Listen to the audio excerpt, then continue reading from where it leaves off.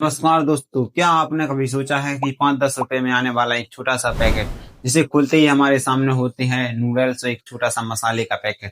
लेकिन क्या आपने कभी सोचा है कि ये नूडल्स आखिर बनती कैसे हैं? क्या इसमें पाम ऑयल होता है और इसके मसाले में क्या क्या इंग्रेडिएंट्स होते हैं? इंटरनेट पर किए जाने वाले ये दावे कितने तरीके से सही हैं कि मैगी में पिग फैट यानी सुअर की चर्बी मिलाई जाती है?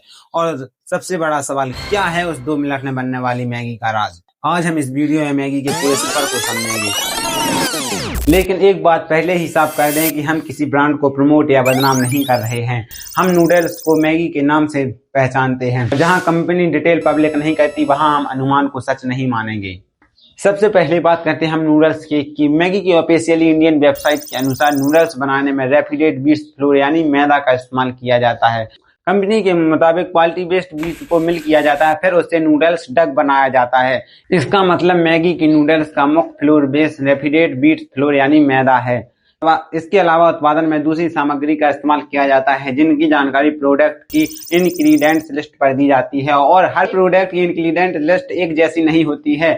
फैक्ट्री में बीट्स और अन्य रॉ मटेरियल पहुंचता है। इन रॉ मटेरियल को क्वालिटी के हिसाब से हैंडल किया जाता है, फिर निर्धारित फॉर्मूलेशन के अनुसार इन्हें आगे की प्रोसेस में लिया जाता है, जहां मैदा और पानी को मिलाकर नूडल्स डक तैयार किया जाता है। और यह डक सीधे ही पैकेट में पैक नहीं किया जाता है। अब शुरू होता है नूडल्स बनने का असली प्रोसेस।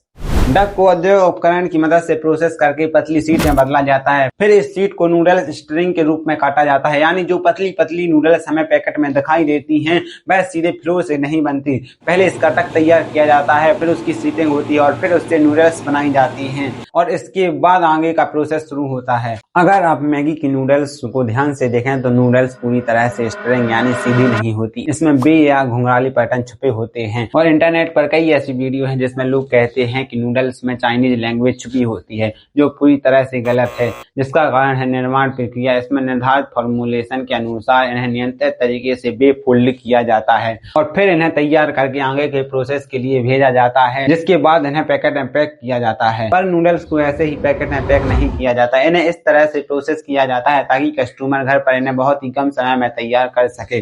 नूडल्स की ऑफिशियली इंडियन वेबसाइट के अनुसार नूडल्स को 1 से 1.5 मिनट तक फ्राई करने का उल्लेख मिलता है, जिससे इसकी आर्द्रता कम हो जाती है, और यही इंस्टेंट नूडल्स टेक्नोलॉजी का महत्वपूर्ण हिस्सा है। और जब हम घर पर नूडल्स गर्म पानी में डालते हैं तो वह जल्द ही तैयार हो जाते हैं। इसलिए 2 मिनट नूडल्स वाला हिस्सा फैक्ट्री से नहीं बल्कि फाइनल कुकिंग से जुड़ा है।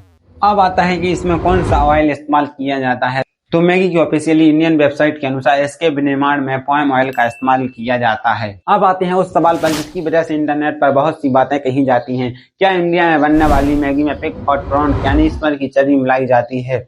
इस सवाल पर अनुमान लगाना गलत है, क्योंकि मैगी की इंडियन वेबसाइट में साफ लिखा है कि इंडिया में बनने वाली किसी नूडल्स में पिग फैट प्रॉन यानी सुअर की चर्बी नहीं मिलाई जाती, और कंपनी इसे वेजिटेरियन कहती है। पर यह नहीं कहा जा सकता है कि दुनिया में बनने वाली किसी भी प्रकार के नूडल्स में पिग फैट प्रॉन होता है या नहीं, क्योंकि अलग अलग देशों के अलग अलग प्रोडक्ट की फॉर्मूलेशन अलग होती है। इसका पता लगाने के लिए पैकेट पर 2 सिम्बॉल होते हैं। अगर सिम्बॉल ग्रीन है तो इसका मतलब प्रोडक्ट वेजिटेरियन है, और अगर सिम्बॉल ब्राउन है तो इसका मतलब है कि प्रोडक्ट नॉन वेजिटेरियन है। इसे इसलिए छापा जाता है ताकि कस्टमर पता लगा सके कि प्रोडक्ट वेजिटेरियन है या नॉन वेजिटेरियन।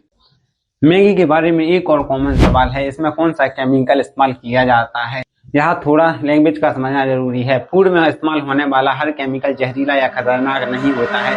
फूड की क्वालिटी और स्वाद को बढ़ाने के लिए प्रयोग किया जाता है। किसी भी केमिकल का नाम सुनकर यह अनुमान लगाना कि ये जहर है वैज्ञानिक तरीके से गलत है। मैगी में आमतौर पर मोनोसोडियम ग्लूटामेट केमिकल का इस्तेमाल किया जाता है, जो उसके स्वाद और क्वालिटी को बढ़ाने में मदद करता है। अब आता है सबसे इंटरेस्टिंग हिस्सा, वो छोटा सा मसाले का पैकेट। मैगी की ऑफिशियली इंडियन वेबसाइट के अनुसार मसाला टेस्ट मेकर में 13 स्पाइसेस मसालों का प्रयोग किया जाता है। कंपनी इसे 13 स्पाइसेस मसालों वाला टेस्ट मेकर बताती है, जिसमें धनिया, मिर्च, जायफल, इलायची आदि मसाले होते हैं। साथ ही इसमें नमक, लहसुन, प्याज और शक्कर जैसी मसाले भी इस्तेमाल किए जाते हैं, यानी उस छोटे से मसाले के पैकेट में केवल मिर्च पाउडर नहीं होता है।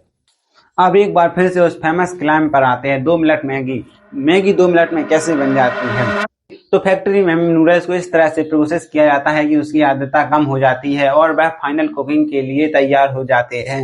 अतः मैगी कुछ हद तक अपना काम पहले से ही कर देती है और जब पैकेट हमारे घर पहुंचता है तो है पूरी नूडल्स प्रोसेस नहीं करनी पड़ती है।